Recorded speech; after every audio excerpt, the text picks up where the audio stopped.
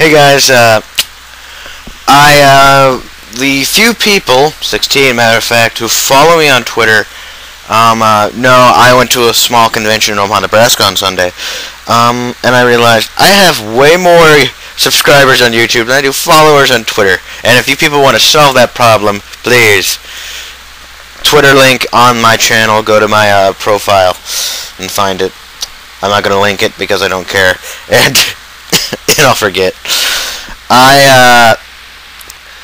But yeah, I went to a small convention in Omaha, Nebraska. It's like an hour drive from my hometown of Lincoln, and I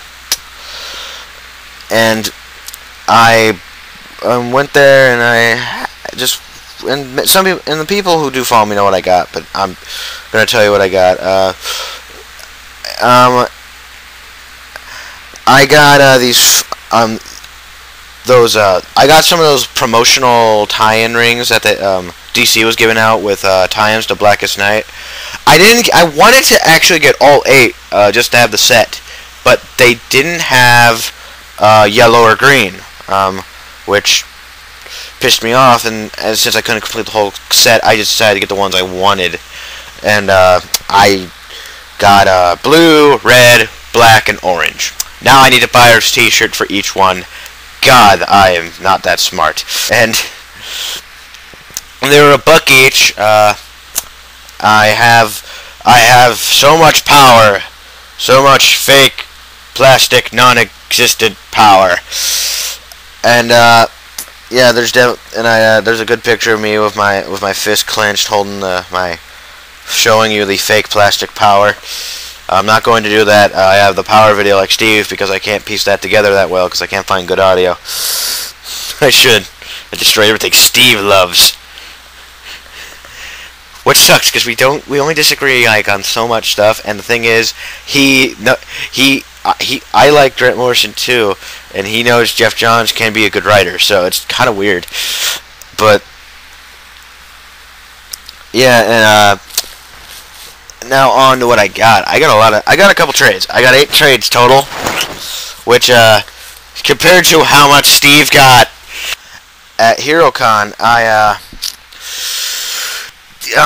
but then again, I only had so much, and also they didn't have a giant amount of stuff I wanted, because it was mostly stuff that they wanted to get a lot of surrounding comic book stores, because that town had a lot of comic book stores wanted to get rid of.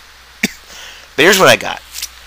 There was this one vendor that was selling graphic novels for like 60% off, and they weren't even really graphic novels. They were like OGNs and prestige issues.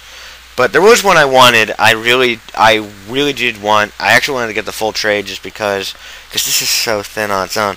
But I got Gotham by Gaslight, which is one of the very first Elseworld tales. At least one of the first official Elseworld tales.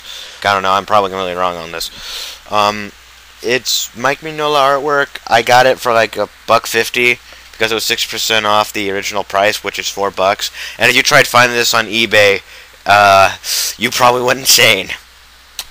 This goes for a lot of money on eBay, and it's mine now.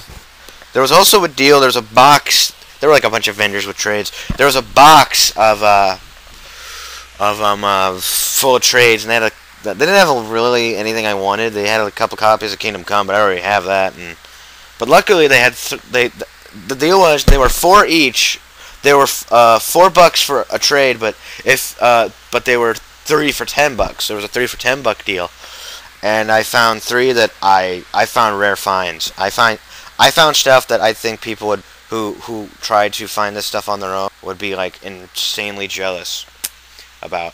I got Space Ghost, the Joe Kelly, Ariel Olivetti miniseries that DC put out, and I got this for a few reasons. One, I know it's pretty good because Geekvolution, Ziploc Bloody talked about how awesome it was, and they're right. It is pretty good. And also, I realized because I did try actually just for a giggle here and there. I just was like, I'll look it up on eBay and on Amazon. It's not cheap because it's out of print because DC doesn't have the rights to the character, so they can't reprint it, which is a shame because I want to see more. I want I wish they could do more. I know I don't know if that's really possible now, and if it's even relevant now. But I definitely want to see. I wish I could see more. The other two trades I got, and I, I, I was lucky just because I found them, but I think I screwed myself on buying the rest of the series. Maybe I don't know. Just because on principle, I got Starman Volume One: Sins of the Father. Uh, again, uh, the Starman trades, at least the first ones, are so hard to find. You'll go insane trying to figure out where they are, and I got the first volume. It collects issues, um, issues 1 through 5, and also collects a zero issue. That's good to know. And I also got Starman Volume 2, Night and Day, which, here's why I kind of partially regret buying it. It collects issues 7 through 10 and 12 through 16. So, issue 6 is not in either trade, and they skip over 11, which kind of screws me over on having a whole series. But you know what? I got it. And if I ever find the other trades, I'll be thankful. Because, like I said, they're hard to find. If you people ever want to help me find the rest of them for cheap, or at least for retail price, or fair, I'll be willing to pay a very fair amount. And there was also Krypton Comics. Krypton Comics is one of the more well-known stores in Omaha, Nebraska, and in Nebraska actually, one of the known because they make so much business, they can afford ad space on our local channels, which is a big deal for a local business. But here's what I got, and they had all these trades for 50% off. And also, may I add, this is a funny story. They had like 10 copies of One More Day, and I mean like hardcover copies. And they didn't even. I swear to God, they were. Overheard them considering, dude, should we like sell them for cheaper than half, because they're like, they would have sold them for $12. We should sell them for like maybe 10 or something. They knew they couldn't sell them, and they know they're not going to sell them.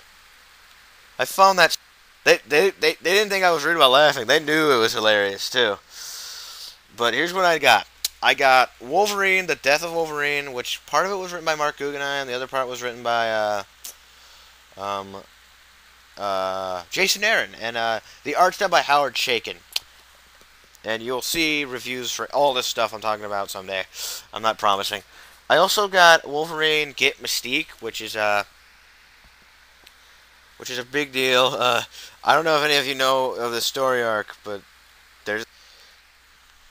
it's just weird, why would Mystique do that? And I'll talk about it when I review it. And the other special thing about this copy that I bought was signed by Jason Aaron. He wasn't there or anything. It's just that he signed it. Apparently they found him and he signed it, and I'm gonna try and take a picture of it and have the signature in the video. Hopefully, I probably won't. I'm probably making too many big promises. I should probably stop telling you this stuff. And woo! And I also got Captain America: The Chosen, which was written by David Morrell, who is the creator of the Rambo movie franchise. Yes, he wrote a comic. I didn't even know. I didn't even know that's who it was until I read the back, because it said he was the Rambo creator. Yeah, I just found that very surprising, and the art's done by Mitch Brittweiser. It's an Elseworld story. I don't know really much about it. I just know who did it, and I hear it's a pretty good series. Whatever I can find, because I don't hear a lot about it, but what I've heard of it, I hear it's pretty good. The last one I got was Marvel 1985 by Mark Millar, and the art's done by Tommy Lee Edwards. And I bought this because I do love Mark Millar, and I do like Tommy Lee Edwards, and all these last 4 trades were all 50% off. So yeah, I got a good deal. So and I also had a lot of fun at the con too. I actually chatted with a few people who go to the comic book store I frequent here in my hometown, and we talked about all the funny stuff. And I had some very interesting conversations with a lot of people. Sadly, I was the youngest guy there. I am 17. Well, as of now, as of this recording on June 7th, I'm 16. But tomorrow I will be 17. So it was real fun, and I'm glad you guys, for some reason, listened to this.